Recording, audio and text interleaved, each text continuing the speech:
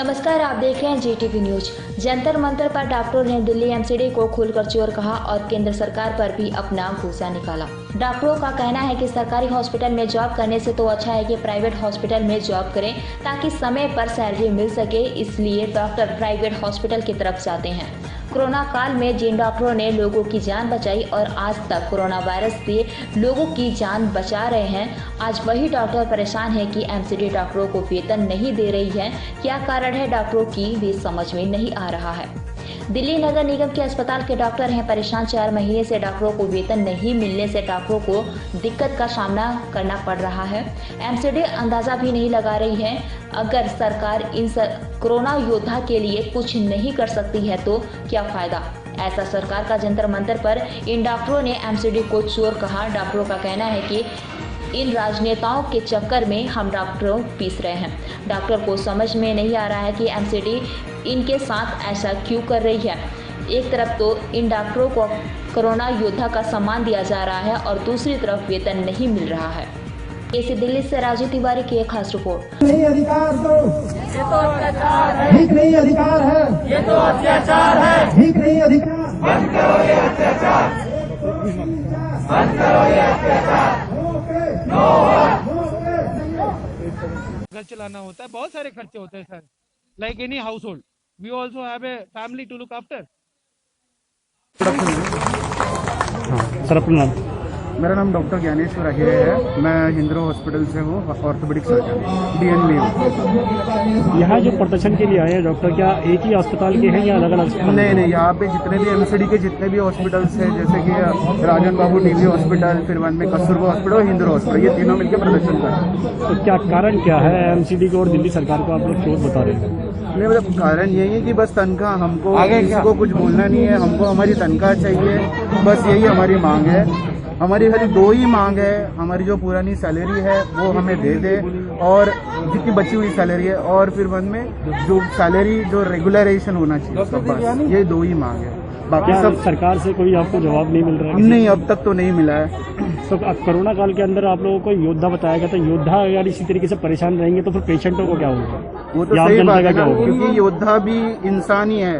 इंसान को भी खाने पीने के लिए थोड़ा सा फाइनेंशियल हेल्प चाहिए होता है, सब चाहिए होता है, खर्चे होते हैं, ये सब खर्चों के लिए पैसा चाहिए होता है। अगर ये सब चलेगा तो आगे बढ़ेगा। उत्तरी दिल्ली नगर निगम के मेयर का कहना है कि आप लोगों से बात हुई है, जिसमें 2 महीने का समय लिया था उन्होंने, क्या अब बात हुई कि नहीं? नहीं, ये समस्या हमेशा 5-6 सालों से चल रही है।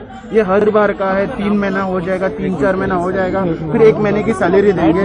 ऐसा कब तक चलेगा? हर बार का यही बोलना है, एक बार दो इतना टाइम दीजिए, इतना टाइम दीजिए, ऐसा नहीं होता है। हमारे EMIs होते हैं, रूम रेंट, वो नहीं रुक पाते। वो उनको भी यही सेम बोल नहीं सकते हो कि 4 महीने बाद ये दो दीजिए, ये दीजिए, हमको टाइम दीजिए। नहीं होता, सब जगह सबका टाइम है ना। डॉक्टर भी डिफॉल्टर में आने लग गया आज। हिंदुरा हॉस्पिटल से सीनियर रेसिडेंसी के पोस्ट पे हूँ। दिक्कतें जो डॉक्टर साहब ने अभी बताया, तो ये बिल्कुल सही बताया और हम लोग पूरे पक्ष में हैं। आप देख रहे हो, पूरी प्रमाण है। और जहाँ तक आपने बोला पैंडेमिक में जो हम लोग वॉरियर हैं, मैं खुद एक डॉक्टर होके मैं पॉजिटिव हो गया था और 18 दिन 17 दिन जो क्वारंटीन के बाद हमें उसकी भी सैलरी रोक दी गई थी। आप सोचो, अगर मैं बाहर हूँ, रेंट पे हूँ, तो महीने में रेंट तो देनी होगी। तो मकान मालिक कितने दिन, 1 महीने सहेंगे, 2 महीने सहेंगे, बाद में कहेंगे भैया जाओ। तो मैं पेशेंट सेवा कर रहा हूँ, पेशेंट सेवा में कोई रुकावट नहीं आई है, इमरजेंसी हमारी चालू है। लेकिन जहाँ तक बात है सैलरी की, तो आप ही सोचो, विदाउट मनी आप घर कैसे चलाओगे। और मेरी तो ये डिमांड क्या, मेरी हक है, हमारी हक है। हमने सेवा किया उस काल में, पैंडेमिक समय में, तो ये तो हमारी मांग है और मेरी ये हक है। मैं तो लेके रहूँगा, लेकिन हमारे तरफ से या सरकार की तरफ से कोई ऐसी कोई बात ही नहीं हुई है। हम लोग डिमांड कर रहे हैं, हम लोग रेज कर रहे हैं, आवाज रेज कर रहे हैं कि भाई वहां तक आए, कोई बात तो करें, लेकिन कोई तैयार ही नहीं है। तो आप बताओ, ऐसे में अभी तक कोई कांटेक्ट नहीं हुआ है, किसी तरह का बात नहीं होती है, सिर्फ राजनीति की जा रही है। बीजेपी आप वाले वो उस पर थोप रहे हैं, वो उस पर थोप रहे हैं। तो ऐसे में हम लोग जितने वॉरियर हैं सारे हम लोग परेशान हैं। सर आपका नाम? मेरा नाम डॉक्टर प्रवीण है, मैं हिंदूरा हॉस्पिटल से हूँ। किस अस्पताल के डॉक्टर हैं? मैं हिंदूरा हॉस्पिटल से। सर क्या दिक्कतें हैं जिसको आप एमसीडी को चोर बता रहे हैं, कारण क्या है? सर चोर इसलिए बता रहे हैं कि सर हमारी सैलरी 4 महीने से नहीं हुई। आप समझ रहे हो कि ये पैंडेमिक का टाइम है, 4 महीने किसी को भी सैलरी ना मिले तो उसके लिए अपना घर चलाना बहुत ही मुश्किल हो जाएगा। और आप बाकी काम कर रहे हो, हाँ, रंगाई पुताई के लिए आपके पास टाइम है, आपके पास नहीं बिल्डिंग बनाने का सबके लिए पैसे हैं, लेकिन डॉक्टर्स हेल्थ या वर्कर्स को देने के लिए आपके पास पैसे नहीं है। तो हम क्या सर हम यही सोचेंगे ना कि हमारा जो ऑर्गेनाइजेशन जिसके अंदर हम काम कर रहे हैं वो चोर है, क्योंकि उन्हें बाकी काम के लिए पैसे हैं। जो बेसिक राइट होती है इंसान की एक सैलरी देने की, वो आप डिनाई कर रहे हो, तो चोरी बोलेंगे और क्या बोलेंगे सर, बताओ। सर मेरा कहने का मतलब है, ये तो उनके बीच का कोऑर्डिनेशन होना चाहिए, है ना।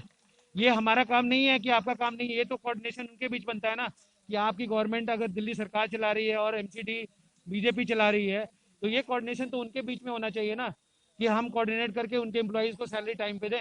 ये हमारा कहना थोड़ी है ना कि मतलब आप अपने बीच में कोऑर्डिनेट करो, या सेंटर इंटरवीन नहीं कर रही है, वो दिल्ली गवर्नमेंट को फंड नहीं दे रही है, तो ये तो हमारे जो आला कमान बैठे हैं उनको देखना चाहिए ना कि भैया हमें हमारे जो हेल्थ केयर वर्कर्स हैं जो इस टफ टाइम में काम कर रहे हैं उनको सैलरी क्यों नहीं मिल पा रही है, और हमें सड़क पे उतरना पड़ रहा है इस चीज को बताने के लिए गवर्नमेंट को। ये तो सरकार से पूछने की जरूरत है कि सर आप बोलते कुछ और हो और जहां करने की बात आ रही तो आप कुछ और दिखा रहे हो।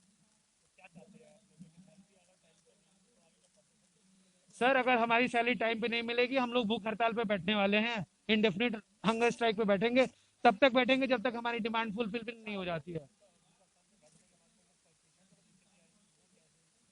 पेशेंट की दिक्कत देखो सर, हम लोग हमेशा पेशेंट को सर्व करने के लिए तैयार हैं। आज के डेट में भी जब हम हड़ताल पे बैठते हैं ना, तो वहाँ 4 मरीज के रिश्तेदार आते हैं कि सर ये बता दो, हमने कभी पेशेंट की सर्विस के लिए डिनाई नहीं किया। आज के डेट में भी कोई पेशेंट यहाँ पे दिखाने के लिए आएगा, उसको भी देखेंगे, उसके लिए हमने कभी, हमारी इमरजेंसी सेवाएं भी हमारी चालू है, ठीक है सर, लेकिन हमारी डिमांड्स तो फुलफिल करो। पेशेंट की सर्विस के लिए तो हमने कभी इनकार किया ही नहीं, आज के डेट में भी नहीं करते। अभी तक तो कुछ भी फ्रूटफुल नहीं मिला, अभी तक तो कुछ भी फ्रूटफुल नहीं हुआ। अगर होता तो हम यहाँ पे सड़क पे बैठने के लिए थोड़ी होते। डॉक्टर इतनी पढ़ाई करके सड़क पे धरना प्रदर्शन करने के लिए थोड़ी आता है सर। मैं ये कहना चाहता हूँ सरकार को कि सर आप हमारी ग्रीवेंसेस को समझे और हमारा जो भी सॉल्यूशन है वो परमानेंट होना चाहिए।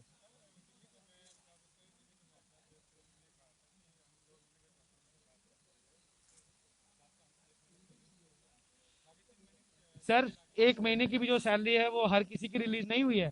यहाँ पे बहुत सारे लोग हैं जिनकी 4 महीने की सैलरी अभी भी बची हुई है, बहुत सारी पेंडिंग, बहुत सारी प्रॉब्लम्स हैं, एक्सटेंशन नहीं मिल पा रहा है बहुत सारे लोगों को, इस और भी बहुत सारी समस्याएं हैं। ऐसा नहीं है कि हर किसी को 1 महीने की सैलरी मिल गई है, प्रॉब्लम तो है सर। 4 महीने की सैलरी 1 महीने से कैसे काम चलेगा, आप बताओ, आप चला सकते हो?